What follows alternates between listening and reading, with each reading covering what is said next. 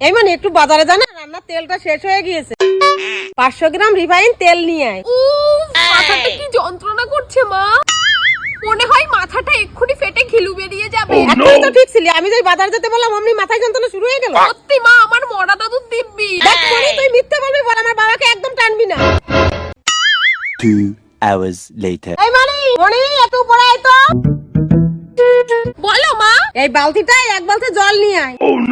বাবা গো, কি হলো মনি, কি হলো? আমার হাতটা কি ব্যথা করছে, আমি যদি জল আনতে যাই আমার হাতটাই আরো ব্যথা করবে মা।